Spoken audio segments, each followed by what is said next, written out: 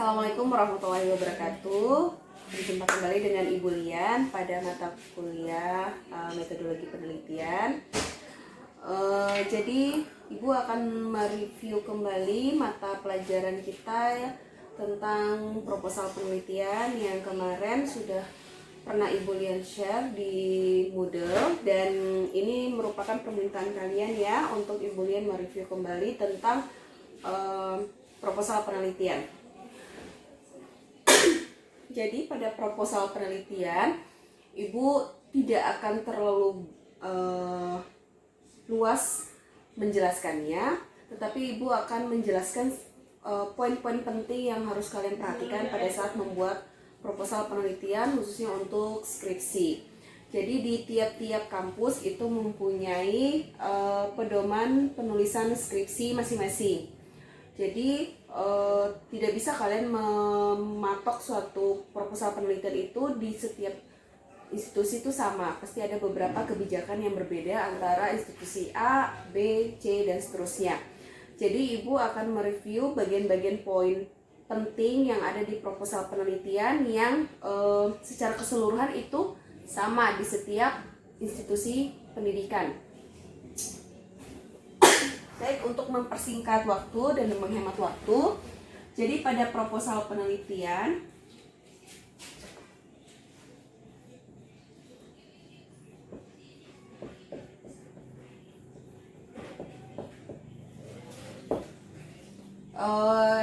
poin pertama adalah pada bagian bab 1, 2, dan bab 3.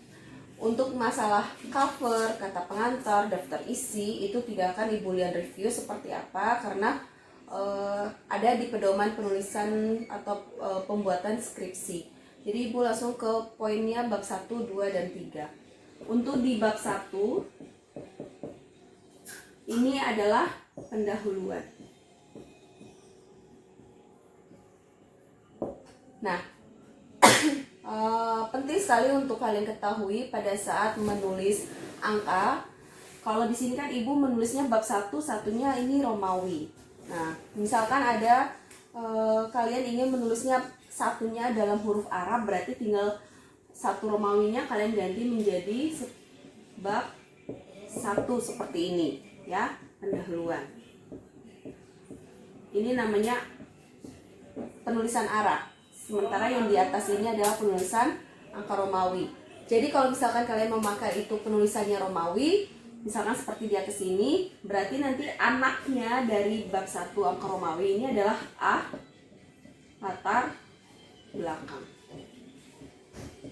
Tetapi kalau misalkan kalian menggunakan huruf Arab, satu Arab seperti ini, maka dia bukan A, tetapi 1.1. Terus anaknya A ini adalah 1. Anaknya 1.1 ini adalah 1.1.1. Begitupun seterusnya. Jadi kalian paham ya untuk tata cara penulisan penomorannya. Jadi kalau misalkan dia punya anak-anak di dalam anak atau nama lainnya adalah subbab, berarti kalau dia satu Romawi berarti A, anaknya A. A punya anak berarti 1 biasa seperti ini. Lalu 1 punya anak, dia A kecil. A kecil punya anak 1 kurung. 1 kurung punya anak berarti A kurung, dan seterusnya. Tapi kalau kalian pakai Arab berarti 1.1 punya anak 1.1.1, punya anak lagi 1.1.1, dan seterusnya, ya. Oke, Ibu tidak akan terlalu jauh menjelaskan tentang sistematika penomoran. Pasti kalian sudah paham apa yang Ibu Lian jelaskan tadi contohnya. Jadi pada bab 1 pendahuluan ini berisi tentang latar belakang atau latar belakang masalah, ya, bisa kalian tulis latar belakang masalah. Tapi di beberapa institusi hanya menuliskan latar belakang saja. Pada latar belakang di sini, poin pentingnya adalah apa sih yang ingin kalian teliti? Karena orang pertama kali membaca itu ingin mengetahui, dia ingin meneliti A, B, C, D. Itu dari mana? Dari latar belakang. Apa yang mendasari seorang peneliti itu ingin melakukan suatu penelitian. Ini semua tercantumkan pada latar belakang. Pada latar belakang tidak perlu kalian tuh sampai 5 halaman, 6 halaman. Cukup 1, 2, 3 halaman saja itu sudah bisa kalian jadikan sebuah latar belakang. Pada latar belakang ini, poin pentingnya adalah selain kalian mencari literatur atau kalian mengkaji dari jurnal atau tinjauan pustaka yang mewakili dari penelitian kalian harus melakukan yang namanya studi pendahuluan. Apa sih studi pendahuluan itu? Studi pendahuluan berarti kalian ingin mencari tahu terlebih dahulu tentang apa sih atau apakah memang di lokasi tersebut ada gejala atau ada suatu fenomena yang mungkin cocok dengan penelitian kalian. Jadi kalian itu melakukan observasi dulu secara umum terkait dengan apakah memang di sana di lokasi tersebut ada konflik yang muncul atau ada gejala-gejala yang muncul yang mungkin memang berkaitan dengan penelitian kalian.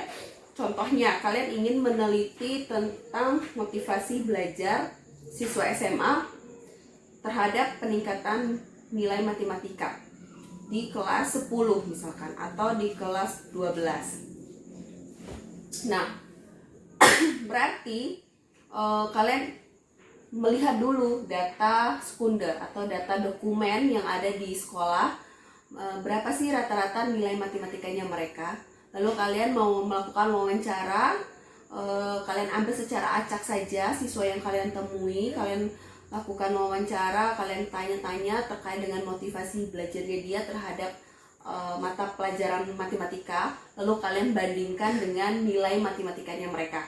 Setelah itu kalian dapat simpulkan apakah motivasinya belajarnya tinggi atau rendah atau sedang terkait dengan nilai matematikanya, misalkan seperti itu.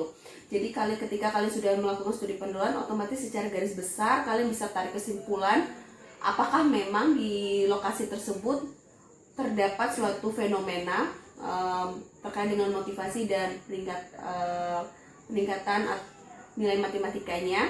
Setelah itu kalian bisa mengambil juga jumlah respondennya ada berapa atau jumlah populasinya ada berapa sih di sekolah tersebut, sehingga nanti ketika kalian menulis populasi, sampel, dan sampling, kalian sudah tahu populasi yang ingin kalian lakukan penelitian itu berapa orang atau berapa responden ya. Jadi di latar belakang masalah, selain kalian itu menuliskan hasil dari pengkajian jurnal yang memang mendukung penelitian kalian atau dari studi literatur, kalian juga harus mencantumkan yang namanya hasil dari studi pendahuluan. Dan penting sekali pada latar belakang masalah, kapan kalian melakukan studi pendahuluan itu harus kalian cantumkan. Misalkan seperti ini, berdasarkan hasil studi pendahuluan yang dilakukan oleh peneliti pada tanggal berapa, di mana, sebanyak berapa orang, didapatkan hasil bla bla bla bla bla bla. Nah, jadi itu yang membuktikan bahwa kalian memang benaran turun untuk melakukan studi pendahuluan. Setelah kalian menyusun namanya latar belakang masalah di poin A, berarti kalian masuk ke poin B. Poin B adalah rumusan masalah. Ibu pernah membahas ya bagaimana cara menulis rumusan masalah pada saat kita masih kuliah offline. Jadi pada rumusan masalah ini tidak perlu kalian memikirkan yang lain-lain yang keluar dari penelitian kalian. Cukup kalian itu tinggal menambahkan kalimat tanya di depan dan diakhiri dengan tanda tanya di belakang dari judul kalian. Seperti tadi judul yang tadi misalkan tentang hubungan motivasi belajar dengan prestasi belajar matematika. Berarti tinggal ditambah aja kata tanya, misalkan bagaimanakah hubungan motivasi belajar dengan prestasi belajar matematika di sekolah mana, tahun berapa, tanda tanya ya. Jadi itu namanya rumusan masalah. Jadi rumusan masalah tidak keluar dari judul, tetap memakai judulnya, tetapi di depan ditambahkan tanda kalimat tanya dan diakhiri oleh tanda tanya. Setelah dari rumusan masalah, kita beralih ke tujuan penelitian. Dimana tujuan penelitian ini kita bagi ya, ada namanya tujuan umum, lalu ada namanya tujuan khusus. Untuk tujuan umum, tinggal kalian mengambil saja dari judul kalian, hubungan, menganalisis hubungan. Misalkan tujuan umumnya adalah menganalisis hubungan motivasi belajar dengan prestasi belajar matematika. Tapi pada tujuan khusus, kalian rincikan lagi per poinnya, apa sih yang ingin kalian teliti selain menganalisis hubungan. Misalkan tujuan khusus yang pertama, mengidentifikasi motivasi belajar. Lalu yang kedua, mengidentifikasi misalkan karakteristik siswa, meliputi. Nah, untuk karakteristik ini bisa kalian tentukan apa aja sih karakteristik siswa yang ingin kalian teliti. Misalkan kalian teliti dari agama, lalu bisa kalian teliti juga dari sosial ekonominya, terserah peneliti ya, dan seterusnya. Poin C apa misalkan? Oh, sudah Bu, ini aja A dan B, berarti C-nya tinggal menganalisis hubungan. Berarti kalian melakukan uji analisa univariat dan bivariat. Univariatnya yang mana? Yang poin A dan poin B. Lalu bivariatnya poin C, menganalisis hubungan motivasi dengan prestasi belajar. Dari latar belakang rumusan tujuan penelitian, Ibu rasa tidak terlalu sulit kalian untuk pahami. Selanjutnya kita ke poin D.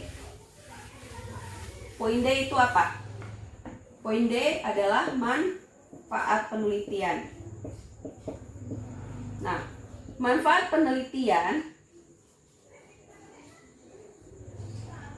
poin pertama, penting sekali. Manfaat penelitian itu adalah bagi kalian sendiri, yaitu bagi kita sebagai peneliti. Berarti tulis di sini, bagi peneliti. Nah, lalu kalian jabarkan di bawahnya, apa sih manfaat penelitian yang kalian lakukan untuk kalian sendiri. Nah, itu kalian jabarkan di sini di bawahnya. Lalu poin kedua adalah bagi siapa? Misalkan bagi masyarakat. Ya, ini terserah peneliti nih, manfaat penelitian kalian tuh bagi siapa aja manfaatnya. Ini kembali lagi ke peneliti. Ini Ibu hanya memberikan contohnya. Bagi peneliti, untuk kalian, bagi masyarakat yang membaca skripsi kalian nanti. Lalu bagi siapa lagi? Bagi sekolah. Sekolah tempat kalian melakukan penelitian, atau bagi tempat atau lokasi kalian melakukan penelitian. Lalu berikutnya bisa bagi institusi kita ya, STKIP. Berikutnya bagi siapa lagi? Bisa bagi peneliti selanjutnya.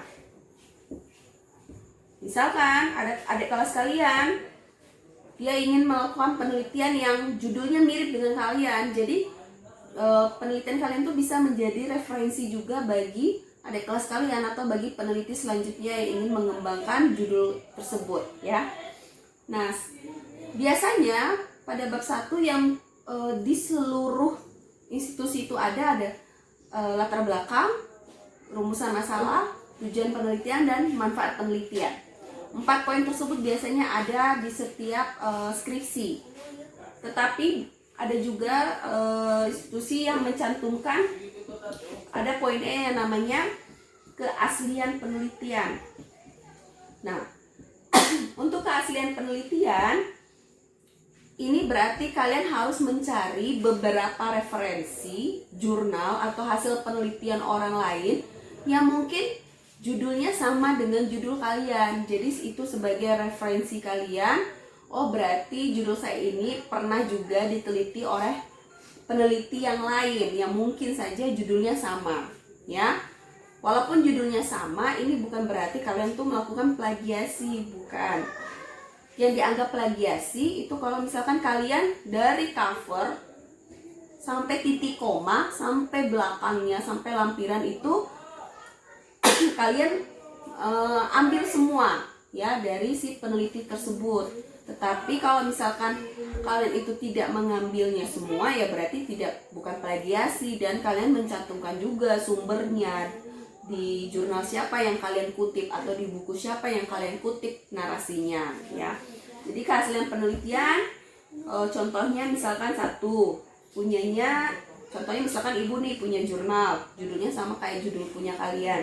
Berarti kalian tulis nih Ciani ya, tahun misalkan 2018. Judulnya hubungan konsep diri dan motivasi belajar dengan prestasi. Nah, ini kan judulnya hampir sama nih dengan judul yang tadi, cuman bedanya dia ada menambahkan variabel X-nya satu lagi, yaitu konsep diri. Jadi dia ini multivariat ya.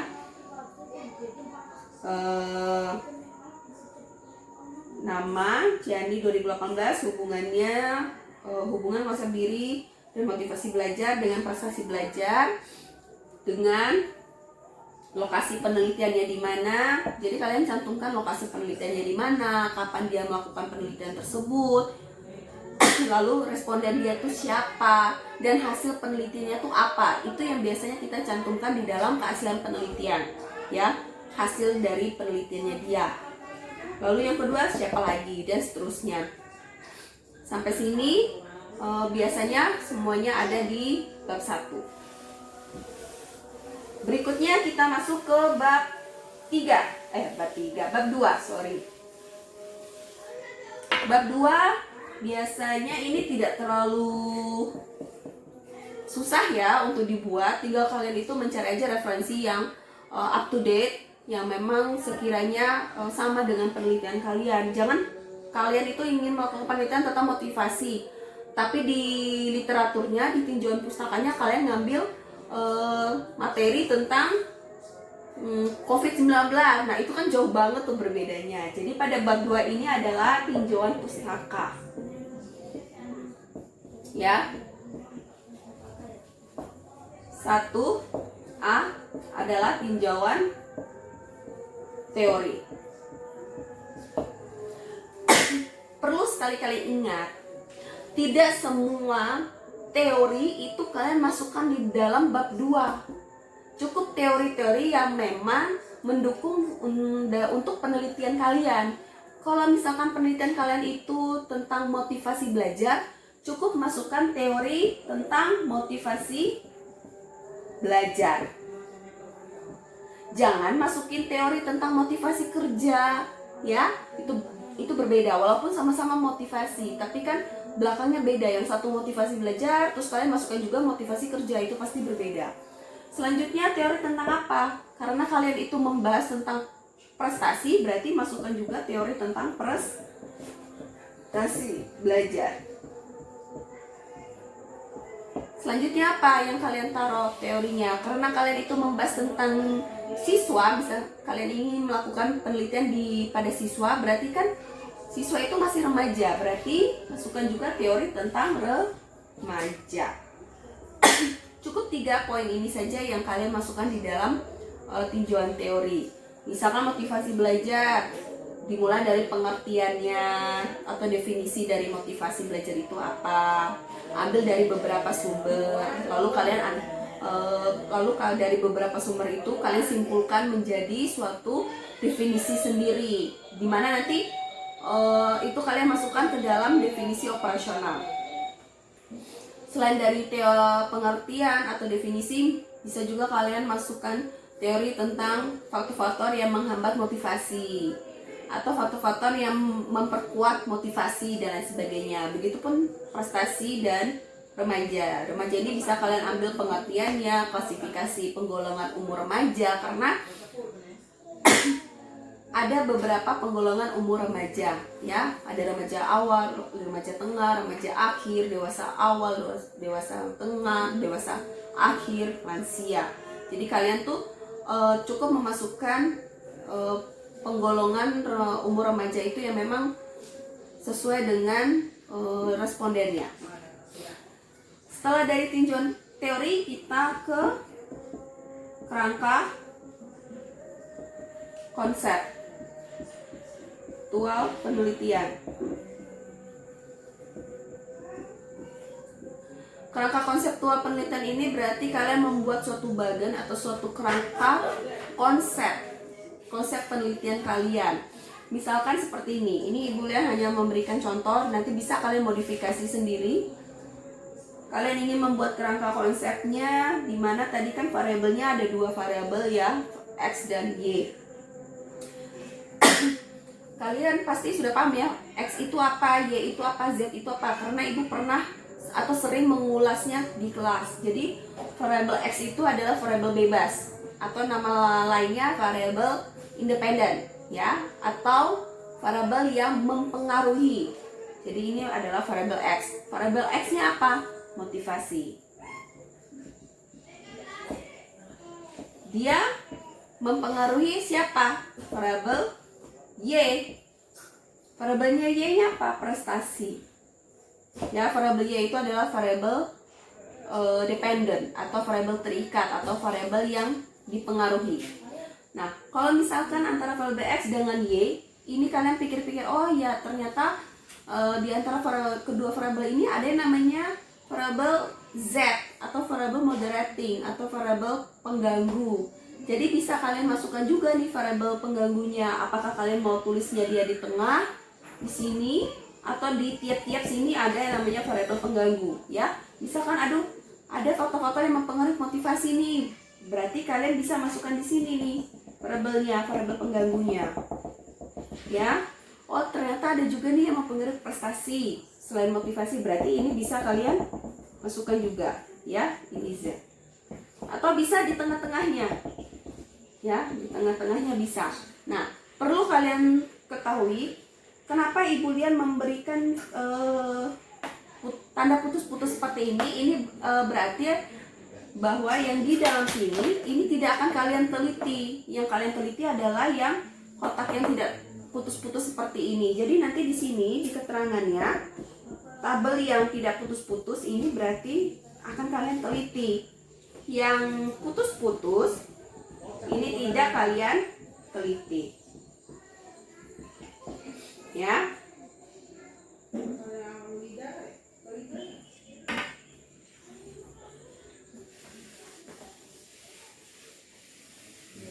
Kalian hapus ya di atas. Nah, jadi ini tidak akan kalian teliti untuk penelitian kalian. Jadi kalian hanya fokus di variabel X dan Y. Tapi kenapa Bu harus dicantumkan? Ya, ini untuk kita ketahui saja. Ternyata ketika nanti misalkan hasilnya tidak sesuai ekspektasi, misalkan kalian ekspektasi atau HA-nya itu ada hubungan antara motivasi dengan prestasi. Tiba-tiba hasilnya itu tidak ada hubungan. Itu tidak perlu kalian tuh panik ya ketika hasilnya tidak ada hubungan. Bisa saja tidak ada hubungan antara motivasi dengan prestasi karena dipengaruhi yang namanya variabel Z tersebut.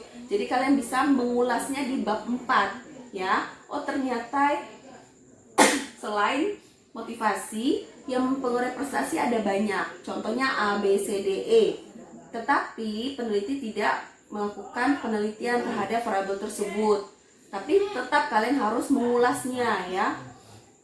Kenapa ini tidak ada hubungan dengan ditambah literatur yang lain atau jurnal yang mendukung hasil dari penelitian kalian tersebut.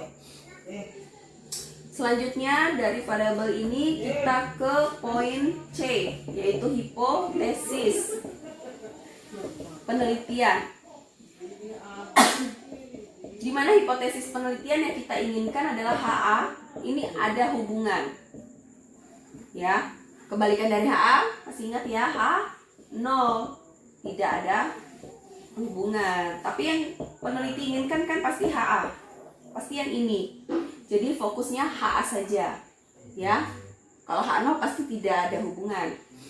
Jadi biasanya pada bab 2 yang sering muncul itu adalah tinjauan teori, kerangka konseptual penelitian, dan hipotesis. Tetapi juga ada beberapa institusi yang menambahkan yang namanya kerangka teori atau kerangka pikir. Ya, ini juga bisa ditambahkan. Jadi kalian kerangka teori itu berarti kalian membuat beberapa bagan yang memuat dari teori-teori yang kalian gunakan. Ya, itu namanya kerangka teori. Selanjutnya kita ke bab 3. Nah, ini yang biasanya sering ditanyakan. Ya, Ibu Lia rasa kalau bab 2 itu bisalah kalian, asalkan pandai-pandai mencari literatur yang tepat dan tidak ketinggalan zaman. Biasanya kalau kita ingin memakai yang dari buku, maksimal 10 tahun ke belakang, ya. Kalau dari jurnal, ya jangan yang pakai 10 tahun lah, 3 tahun ke belakang. Karena kan setiap tahun pasti ada orang yang meneliti hal yang sama, dikembangkan terus. Oke, kita ke bab 3. Bab 3 ini adalah metode penelitian.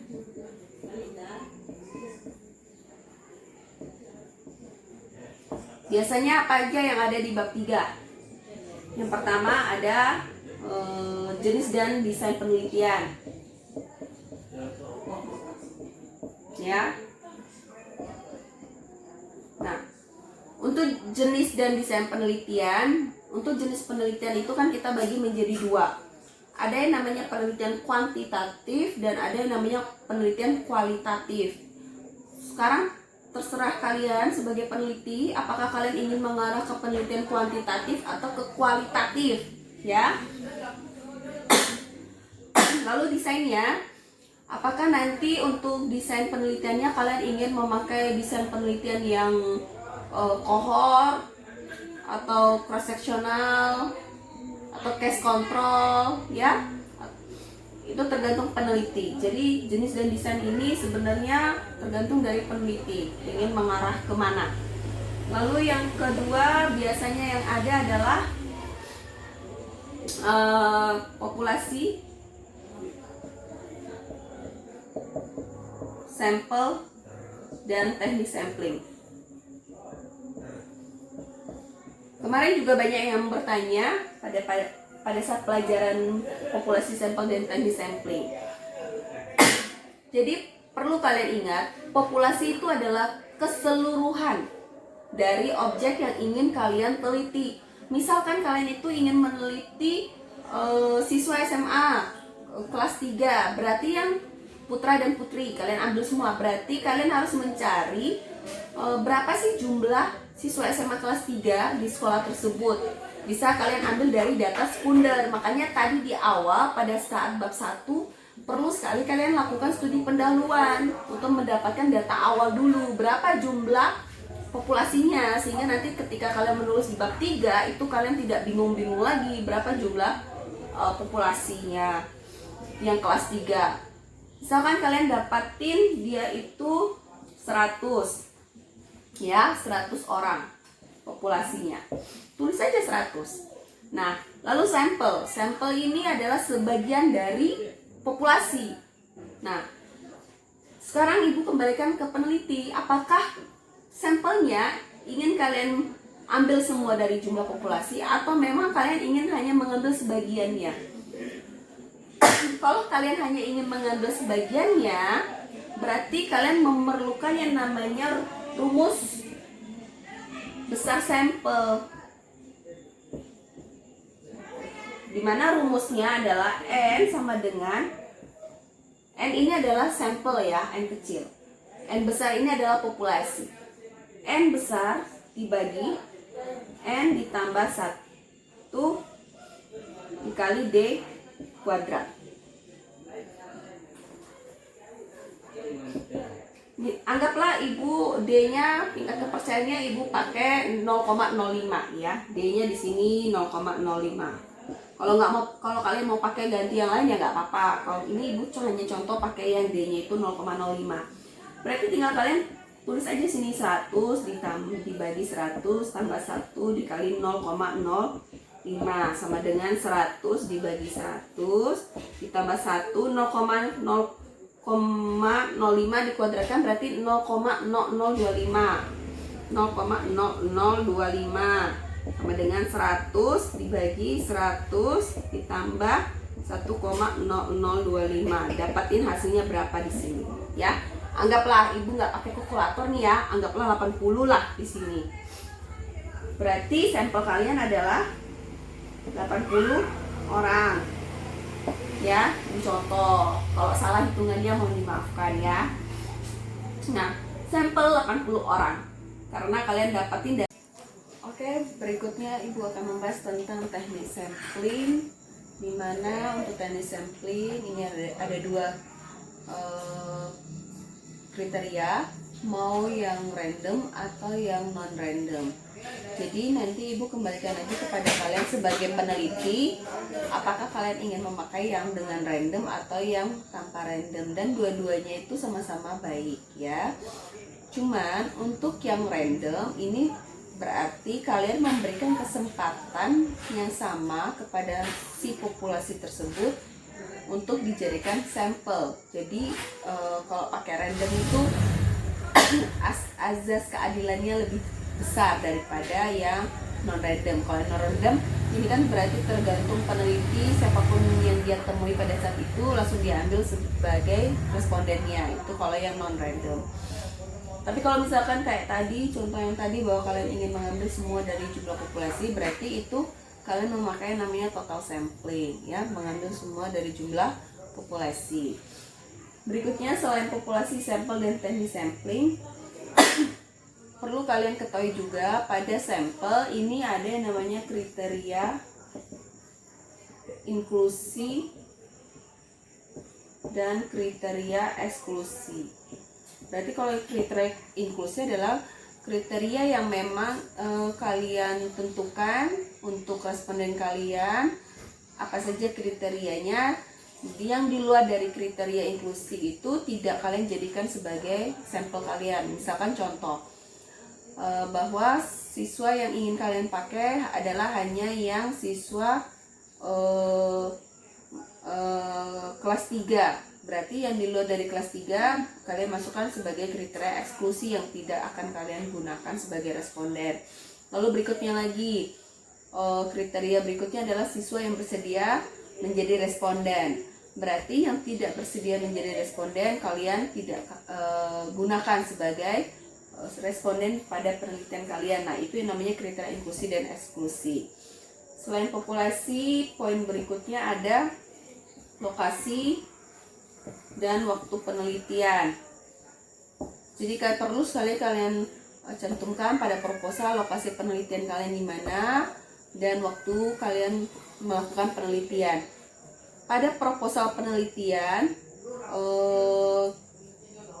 bisa saja pada saat kalian melakukan penelitian skripsi yang udah turun penelitian, bisa saja lokasi atau waktu penelitian ini berubah.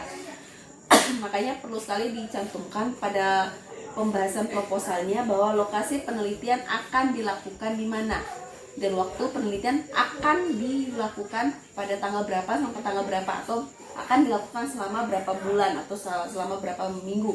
Jadi harus kalian tambahkan kalimat akan, karena akan ini belum tentu ketika kalian lanjut ke penelitian aslinya, belum tentu lokasinya yang kalian gunakan sama pada saat pembuatan proposalnya, bisa saja berbeda ya.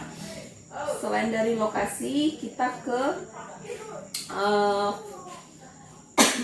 definisi operasionalnya ya. Untuk definisi operasional ini bisa kalian jabarkan dalam bentuk deskripsi atau bisa kalian menggunakan tabel ya, namanya tabel definisi operasional. Nah, untuk tabelnya sendiri ini kita bagi ya beberapa. Ini nomor, seperti biasa ada nomor, lalu ini ada variabelnya, lalu ini ada definisi operasionalnya, lalu ini ada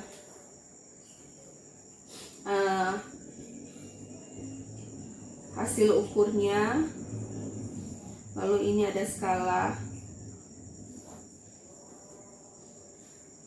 untuk nomor, misalkan variabel kalian ada berapa? Ada 2. Berarti variabel pertama adalah motivasi. Nah, definisi operasionalnya apa? Lalu yang kedua ada prestasi. Definisi operasionalnya apa? Di sini kalian jabarkan. Lalu hasil ukurnya. Misalkan kalian itu membagi motivasi menjadi 3 kriteria. Ada motivasi baik atau tinggi, motivasi sedang, dan motivasi rendah. Berarti di sini kalian tulis nih kriterianya. Dan ini untuk motivasi tinggi berapa nilainya kalian cantumkan. Motivasi sedang berapa nilainya kalian cantumkan di sini, ya. Setelah kalian sudah mencantumkan nilainya, baru kalian bisa mengetahui skala ukurnya itu berapa apa. Jadi untuk skala ini kita bagi ya. Untuk skala ini ada 4. Sudah pernah Ibu Lian bahas juga. Ada namanya nominal, ordinal, dan interval serta rasio. Tinggal kalian pilih ya, apakah hasil ukur ini masuk ke skala nominal, ordinal, interval, ataupun rasio. Selanjutnya, selain ke tabel definisi operasional, kita lanjut. Ini Ibu hapus, papannya nggak cukup ya. Definisi operasional kita ke yang biasanya ada di skripsi atau di proposal penelitian. Kita ke teknik sampling. Kita ke pengolahan dan sebelum ke pengolahan kita ke instrumen penelitian.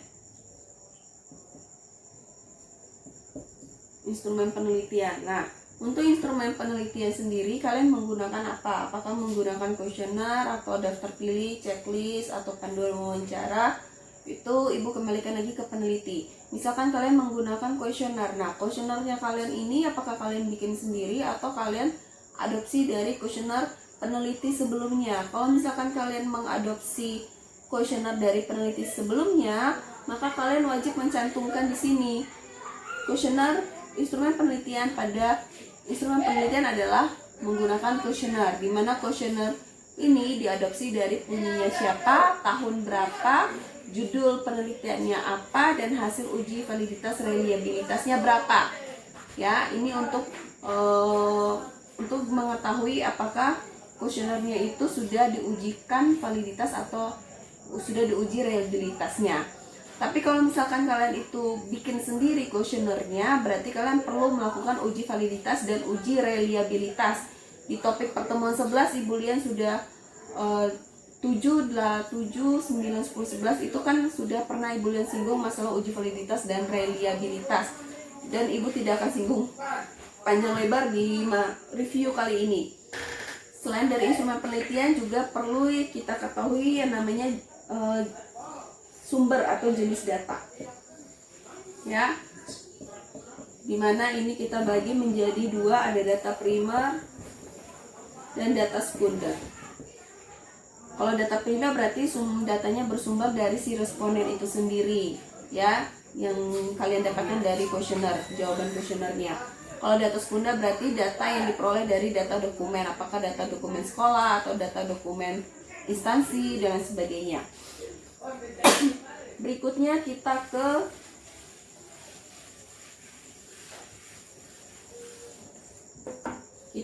poin berikutnya adalah pengolahan.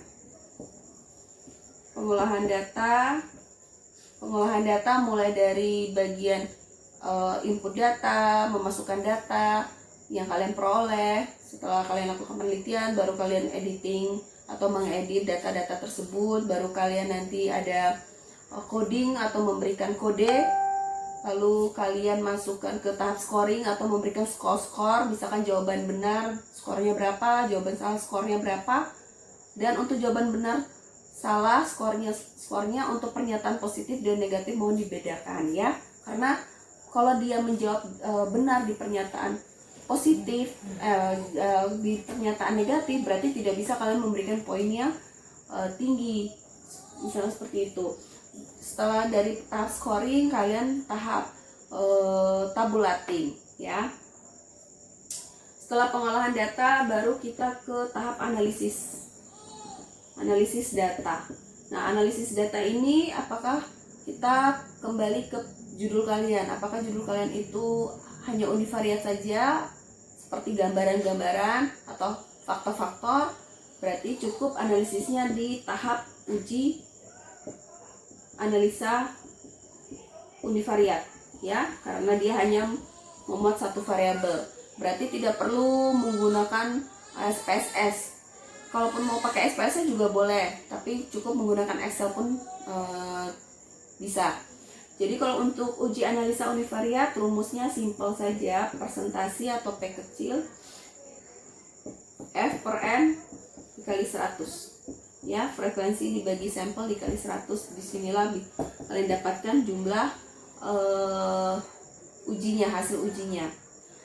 Kalau misalkan kalian itu judulnya seperti yang tadi, hubungan motivasi dengan prestasi, berarti itu ada dua variabel. Berarti kalian menggunakan uji analisa bivariat.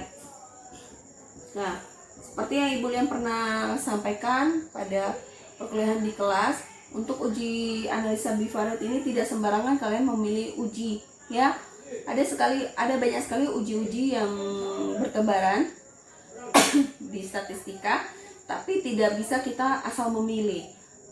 Kita harus mengetahui dulu syarat-syarat dalam menentukan uji tersebut. Karena uji analisa bivariat ini ada banyak macam. Contohnya ada Spearman Rank, ada uji independente, ada yang namanya kendal tahu, ada yang namanya C-square dan sebagainya. Dan ini tidak bisa kalian asal saya maunya uji C-square, saya maunya uji Spearman Rank. Tidak bisa seperti itu. Jadi kalian perhatikan syarat-syaratnya. Jadi baca buku Metopen ya, atau bisa kalian searching di Google untuk syarat-syarat uji analisa tersebut. Apakah syarat-syaratnya sudah memenuhi yang ada di dalam penelitian proposal penelitian kalian atau tidak. Kalau tidak memenuhi, berarti tidak bisa kalian gunakan uji analisa tersebut. Berarti kalian harus ganti. Apakah kalian itu mengganti misalkan nih kayak uji analisa C-square, dimana salah satu syaratnya misalkan tabelnya 2x2, sementara kalian punya tabel yang di definisi operasional itu 3x2, berarti kalian harus sederhanakan menjadi 2x2 agar uji C-square nya bisa kalian pakai. Paham ya sampai sini? Berikutnya ada juga namanya uji analisa multivariat. Nah, ini juga sama ya, uji analisa multivariat. Nah, sampai sini paham ya. Jadi tinggal kita atau kalian mempelajari macam-macam uji analisa, baik itu bivariat maupun multi. Kalau univariat tidak perlu kalian macam-macam untuk membacanya, karena dia hanya menggunakan satu rumus ini aja, rumus persentase ya.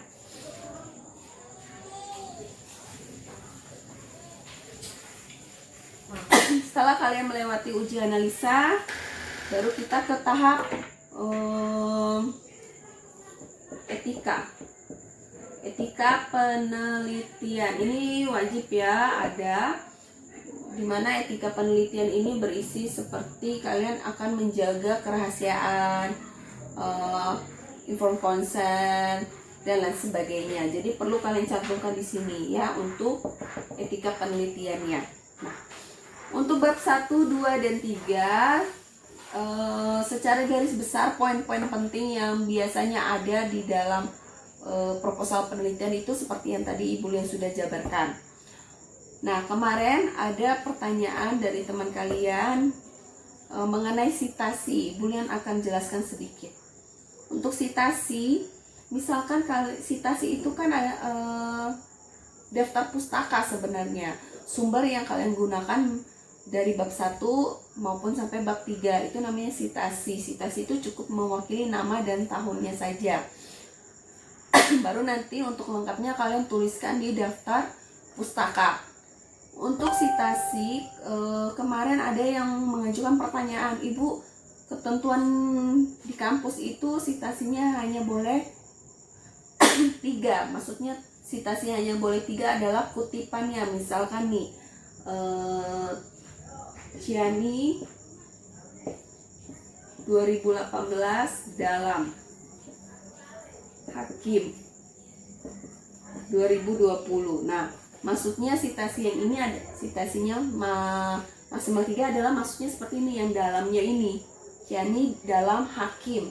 Berarti kan si Ciani mengutarakan beberapa hal atau teori yang dimana ini dikutip oleh si hakim. Nah, ini hanya boleh 3 katanya. Nah, bagaimana Bu trik-triknya biar kita tidak menggunakan kutipan seperti ini?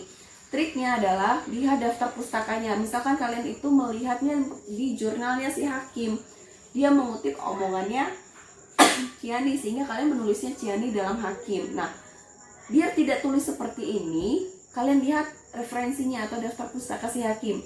Ada nggak dia mencantumkan punyanya si Ciani? Kalau ada, berarti kalian tinggal cari aja punyanya Ciani. Misalkan Ciani ini dia menulisnya dalam sebuah jurnal, ada nggak alamat websitenya yang dicantumkan?